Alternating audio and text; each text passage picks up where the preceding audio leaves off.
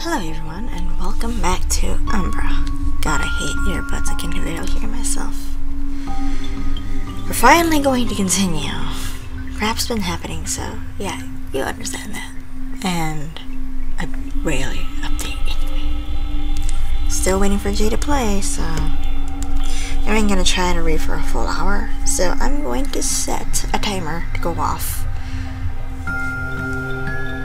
But of course, this will be separated into about 3, maybe 2 episodes. So, you won't hear it this episode. And start. Now let's load. And just to remind you, bad voice acting. Pretty sure I read this far. Because my parents are gone.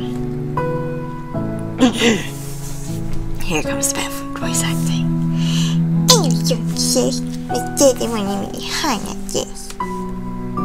It was hard to counter that. Clicky, what if I'm an angel sent to help you? Then you can die. So I see. I'm devils exist. They hurt and crush people. They ruin everybody's happiness. So you believe in devils but not angels? You can't have one without the other, you know. Good and evil have to balance each other out. You're wrong. Angels exist. They're in this room. They're all over, inside all of your hearts. In the end, you should come and crush someone. The devil inside you will want to take over. This world is only filled with devils, and you can now die. She stood up and walked away from me. If you really want to try to understand me, kill your parents. You miss your devil, you'll understand me. Let it aside. Seems I wasn't cut out for this. Lifting people's spirits wasn't my thing. I felt a hand on my shoulder. They ran their hand across it, slowly trying to cover me. I glanced up and saw my dad standing above me. Wait. Above? Really? Above? Above. Oh no! Try not to let it bother you. The most you can do is try. Still want to help her just a little. It isn't as simple as that. Healing someone's pain is not an easy task that can be accomplished that quickly. Yep. Takes years. I think I felt worse now than before. I was the one who wanted to help someone, and in the end, I was the one who needed that cheering up.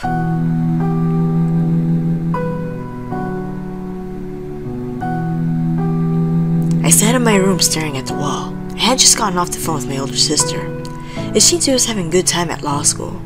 She called to announce that her boyfriend proposed. That gave me mixed feelings. I loved my sister and we got along great. In fact, before she left, we did tons of stuff together. It felt like she was drifting away now.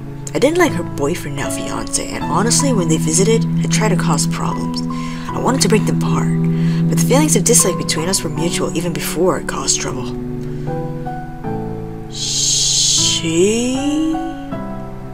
Wait, you just said it was a dude.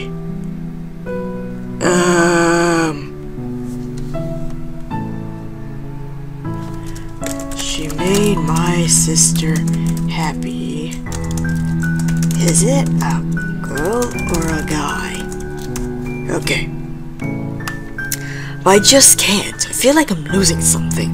Almost like part of myself. Like nothing will be the same once they get married. I hate it. I want that guy to vanish. I needed to calm down. I needed her. I raced to the top drawer of my dresser and pulled out a walkie-talkie. It was a pretty expensive one. I had saved up for quite a bit while to buy them. I had given one to Sasha so that we could always talk to each other, because both our parents restricted what time the phone shouldn't be used. Come in, Sasha. Sasha, are you there? Evan, I'm here. Is something wrong? I just wanted to hear your voice. It was partly true. After Alana left, I was crushed for weeks, until I got together with Sasha. Then I felt okay. Things started to not feel like a storm of sadness. She was my angel. She calmed the tempest. What's wrong? I can hear in your voice. Something's wrong. How could you see through me so easily? Was I really that transparent? Tell me what's wrong. I want to help. She was always that way, wanting to help me, saving me. My mind flashed back to the orphan girl I met today. I couldn't save anyone. I thought I clicked. How did Sasha make it so easy? Was I just that easily influenced? Earth to Evan, respond. Stop flying around in space. Sorry, my mind wandered for a bit. Clicky. Talk to me. And so I blurted out everything that was bothering me. The orphan girl, my older sister, and her fiancé. Just talking to her made me feel at ease. Even though it was just her voice, it was enough. We talked for hours before she finally got too tired to stay awake. It was one of the longest time I've ever talked about myself. Good night. I love you. I love you too. I'll see you tomorrow.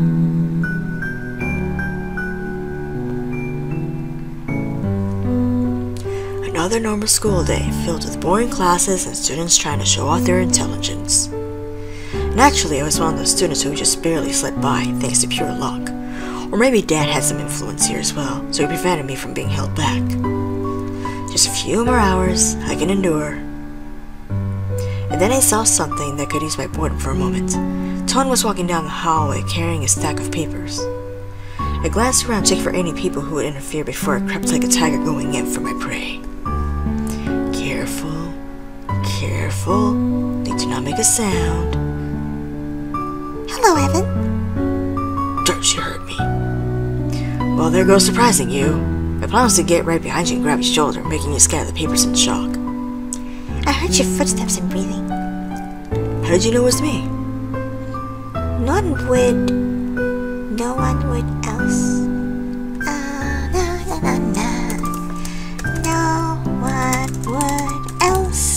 would have been trying to hide their sound. What about Riker?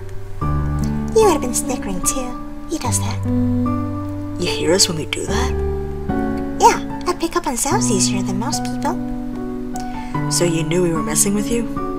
Yes. Why did you go along with it? We stopped walking, she turned to face me. What color is my book bag? Huh? What color is it to you, Evan? Is this a trick question? Just answer it, please. It is red. What is red? What? What is red? It is a simple question. It is simple question. How do you define red? I'm blind, remember? I can't see red. As scholars, I couldn't think of a way to describe what red was. The color of most apples. What color is that? Red. That doesn't tell me what red looks like. That isn't fair. You're blind. It isn't easy. Well, let me tell you what I define as red.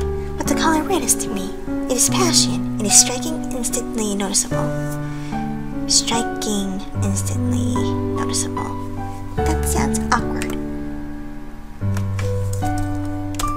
It is striking, instantly noticeable.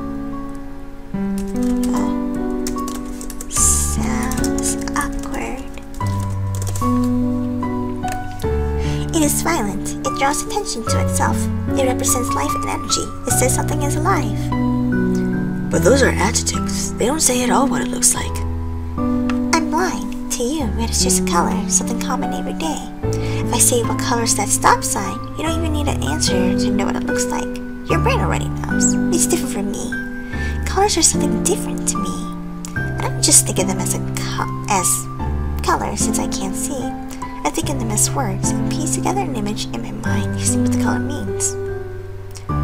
So to you, red is a color. To me, it's something more.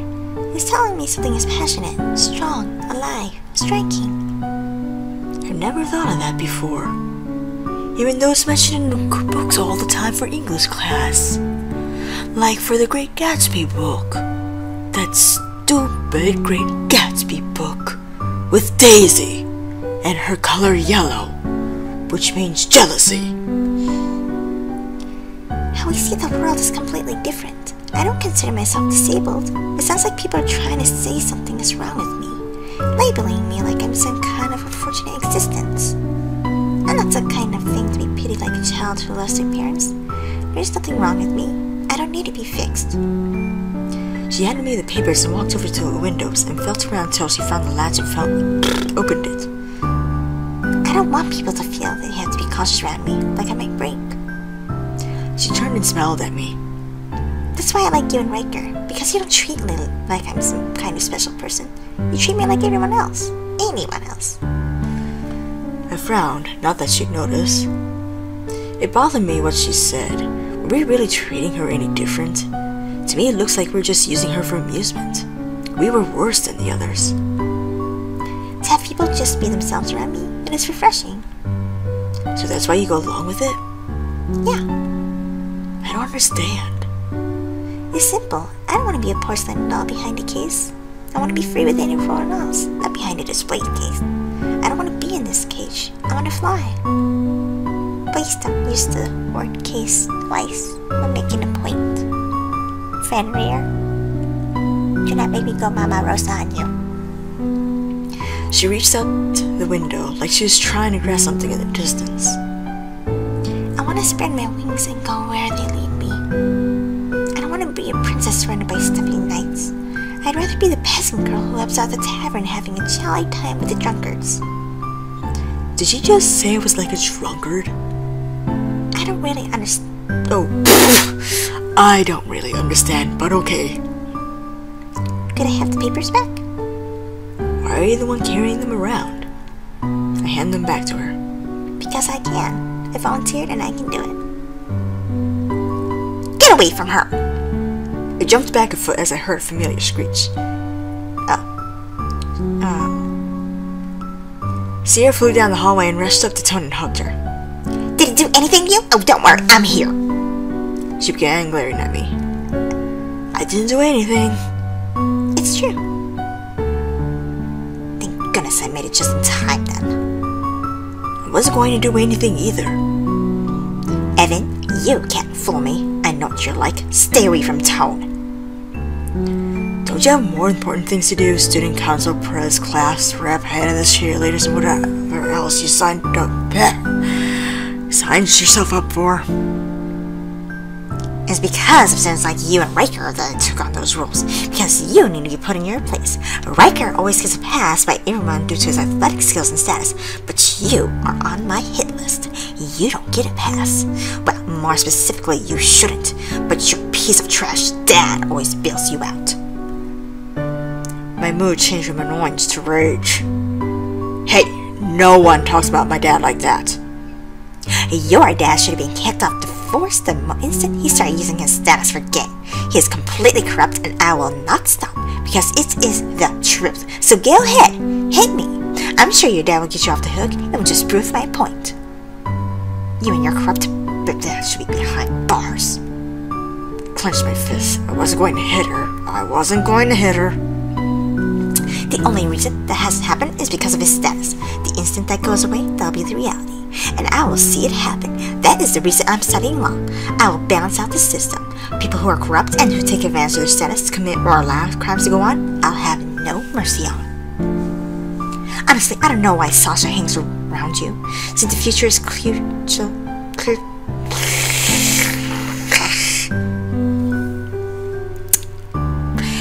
Since the future is crystal clear, once you move away from Daddy's power, you'll get yours and spend the rest of your life behind bars for whatever crime you'll commit. Come on, Tone, let's get away from future prisoner number 522114. I snarled at her as they walked away. Snarl. Snarl. I don't feel like it. Now I was ticked off. Clicking. I couldn't wait for school to end so I could spend time with my angel.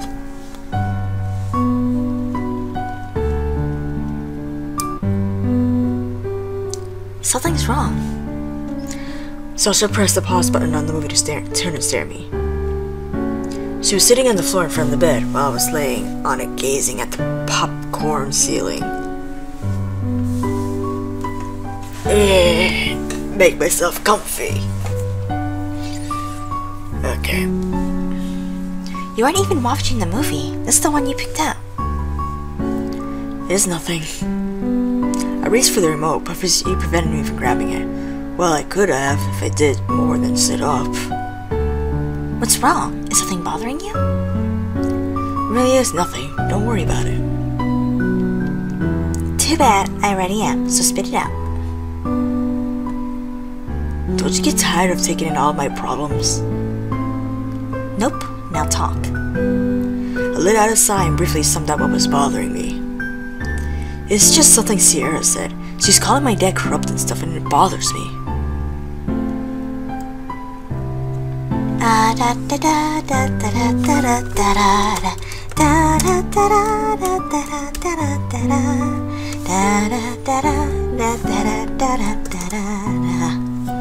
Your dad's a great cop, though. Why would she say that? She is kind of right. I'm confused. Who is that on you on here? I don't really know. Do you think your dad is corrupt? No, my dad's the best damn cop this area has ever seen. So what's the problem? Me. He has bent rules for me, made deals to keep me out of trouble, protected me, even at the cost of his own honor. If it wasn't for me, then Sierra would have had nothing to pick at. He did it because he cares about you. I know, but I'm still ruining his good name. Then why don't you stop? Huh?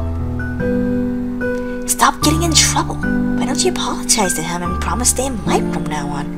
Tell him that you don't want him defending you anymore at the cost of his own name. That you want to stand on your own and deal with the consequences yourself. I don't know. Why not? It's confusing. I don't really know what I want. Do you think you'll do something bad again? I don't know. Would you hate me if I did? She shook her head. I love you, accept you for who you are, and I can forgive you. And I trust you. You aren't a bad person. You wouldn't hurt anyone. You have more trust in me than even I do.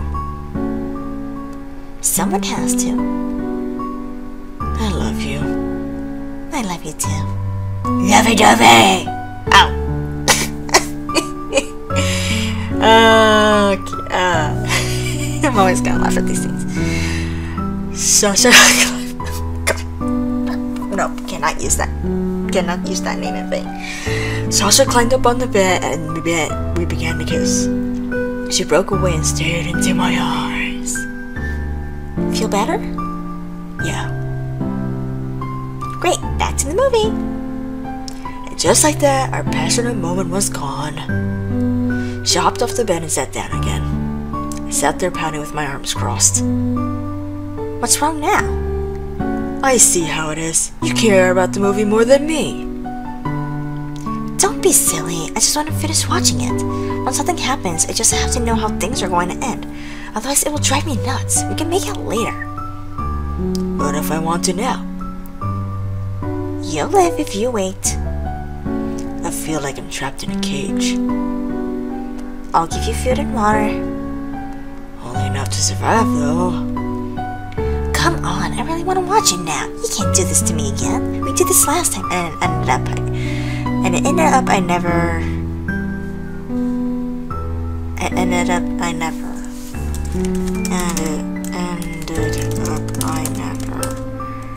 got to see. Sounds awkward. I wonder if he already caught it though on the other playthrough, because he had another friend of his, Genji, that's his alias or alias, streamed this and he read for hours. 2 streams, about 5 hours each, I think. So yeah, this is gonna take a long time. And ended up I never got to see the end to see if they managed to escape the haunted house or not. They all died in the end, and they all die in the end of this one too. And the one after that, and the next one we'll watch too. Now you're just being mean. I'm being mean. You're the one ignoring me. You'll live. And then on the side, she started to completely ignore me. You're such a tease. It felt like I was a child complaining over not getting to go to the toy store. But I wanted to go. I reached over and began to caress her hair. Stop it. That... Stop! I want to watch the movie. Now I began to brush the back of her neck with one finger. It's so awkward to read this out loud. Oh no! No! No!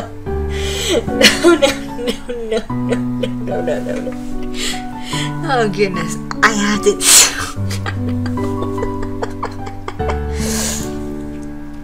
Do I have to do? No! I have to do the moans. This is gonna sound so awkward. Me? Oh no. No.